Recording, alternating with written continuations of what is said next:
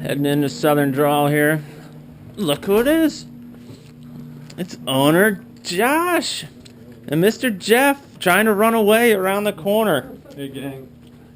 We're going to make some wind-ons. This is Cortland from Jigskins. I'm up here at Southern Drawl Tackle Shop, my local tackle shop here in Hilton Head, South Carolina. We're going to make some wind-on leaders, and I'm going to use a few things here today that are going to make it easier from a video standpoint, but I'm going to show you all the right ways to go about how I make my wind-on leaders. So the first thing we're going to start with is some hollow braid material. This is actually fly line backing, and it's just real easy to splice. So again, it's going to go a little quicker for the camera, but you would typically use 60, 80, or 100 pound Jerry Brown hollow, or Shimano's new Power Pro hollow Ace. But what we're going to do is I'm going to peel off an arm's length of this, which is basically going to be 6 feet, and take our braid scissors, which are super handy. Try and keep them for just cutting braid, and it goes right through. So we're done with our hollow line for now, so we'll stick that to the side. First thing we're going to do with this is we need to make a loop on one end of this, and then we're going to have the other about 3 feet that we're going to use for the insertion. That's what our leader is going to go up into.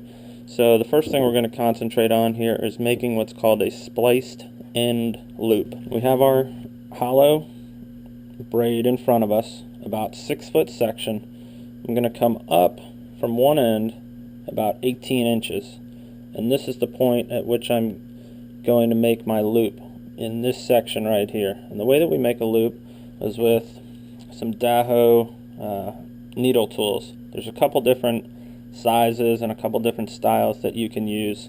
Here in front of me I have my range of needles. They're all a different length, so the shorter they are, the smaller line they're made to work in. Most of what I'm going to do, and most of what I do here, because I usually fish 60, 80, and 100 pound leader, is on the smaller side of the needles. So this is my loop puller, and these are my insertion needles, which we'll use later.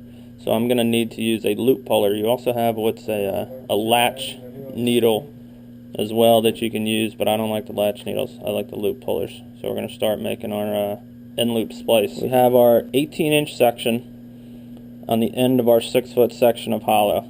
What we do is we take our splicing needle, our loop needle, and we're going to run it point towards the short end. We're working towards the 18-inch end of this. I'm going to come in through the side of the hollow. Now again, the material I'm using here is going to make this faster. For video's sake, you cannot splice 60-pound hollow as quickly as I'm doing this. Or maybe you can, and maybe I'm just slow. So I'm going to come halfway down my 18-inch section of line here. I do not let the braid go off the top of my loop, and I put the needle through the side. So as you can see here, I've got about 4 feet of line off one end. I've still got 9 inches of line on this end down here. On that longer section, I fold it over and I put it into the loop on my loop puller. Slowly slide the braid up so that your loop can't slide out, and what you're going to do is you're going to pull the loop all the way through this insertion that you've made. So we're slowly going to fold this line off, and it's going to pull that loop out the other end. Once that loop is through, we just keep working it down, and what we're actually doing is we're actually turning that braid inside out, and it's running back down on itself, making a big loop at this end. So we continue to pull it until it's come all the way out.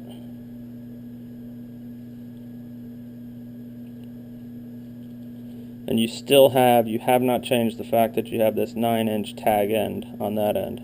But what we've ended up with is a giant loop on the far end, which is going to be way too big for our loop-to-loop connection, which will ultimately connect this to our line. So what we do is, I like the loop about the size of a dime. So what I do is I'll take a pen or a latch needle kit, and we'll take the middle of this line since we haven't made it a solid connection yet, we can slide our longer section back out of here, and we're going to shrink that loop down to whatever size we want. So that's a good size there. Stretch this back down, and now to make this, since it still can slide, we now need to bury this tag end back into the main line, which will still give us 3 feet to make this insertion. So again, we take our loop puller and we come in just below the insertion point. We go back into the long section of the hollow. We want to run this needle into the hollow far enough that it will pull the entire 9-inch tag end inside of that line. We don't want any tags sticking out. If it is, you can always go back and cut it. But so through the loop puller again we go, jam it up on there, and be careful when you pull this through, don't let that tag slide in, because there's still a junction point between these two insertions that you sometimes need to smooth out. So what I do is I go to the insertion, we have our loop, one line inside of the other, then basically the other side, the other line inside the other. So we go to this junction, which you can see it right there is where everything gets put together. Make sure that there's no loop there, and feather out both sides. We still end up with our loop on this end. You can feel where the junction is, but you can't really see it. And the other tag is buried in there. You have a 100% strength connection there. You did not lose any strength in that braid by doing that connection. Whereas if you had tied some sort of knot, even a bimini is going to weaken braid by about 15%. And any other knot, clinch knot, uni knot, whatever, you're losing 40% of your strength in that line. So you're going to waste, if you've got 80 pound, you just shrunk your line down to 50 to 55 pound. This is still going to carry the same rating that it came on the package. I'm going to take my braid scissors over here to my line stash. I'm going to peel off. I'm going to make an 80 pound leader here. I'm going to insert that up inside. So this is 80 pound mono from Suffolk.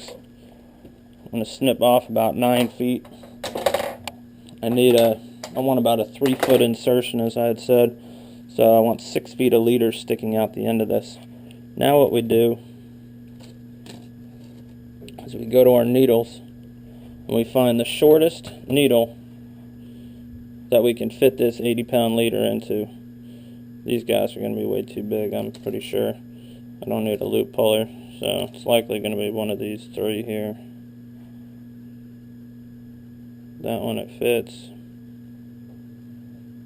That one it doesn't, so it looks like that's going to be the smallest one. So these needles are hollow, so I've put about 8 inches of that up into the needle. We go back to our end that we have not done anything to. We have a loop on that end, nothing on that end. We're going to take our needle and feather out the end of it and put it right down the middle. And we're going to run this all the way up until we hit the junction of our connection at the other end. The other end of this, we're sliding the braid off, and it's going to just ride up the monofilament, your leader material, as you go. You get about maybe an inch at a time. You're not really pushing the needle in, you're sliding the braid onto the needle a little bit at a time. I like to have the braid hanging directly below the needle. It tends to keep you from poking out the side of it. I can feel that double connection is coming up. I get right before it, I come out the side, pull my needle out the side, and hold the mono. This is where the connection is going to go. I'm going to leave a little bit of monofilament out the end, and I'm going to pinch here, and I'm going to stretch this braid all the way back down. So I've just covered about 3 feet of the leader with that braid, and I'm going to leave that piece sticking out the end. Now this metal thing that you see in front of me, it's called a jig. Got it from BHP Tackle, and it makes this stuff really, it's an extra set of hands, and you really can't make a good wind on without them. So what I'm going to do is I'm going to loosen up both ends, and I want this, I'm going to need to make a serve or a connection to keep this middle piece from moving, so I like that right in the middle of the jig here. So we wrap this has some special composite feet on it that keep from damaging the line. So we cinch one side down, then under tension I pull this other side as hard as I can.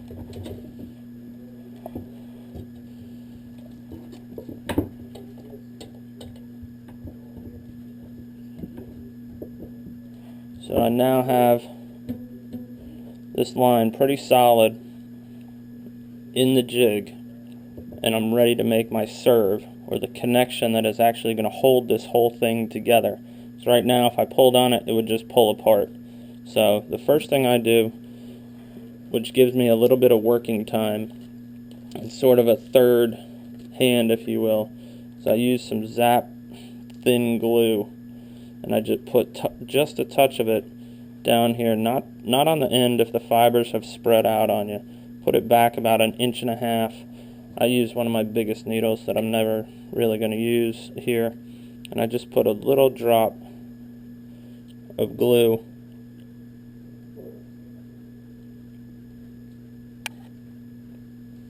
you can see it soaks right into the fibers,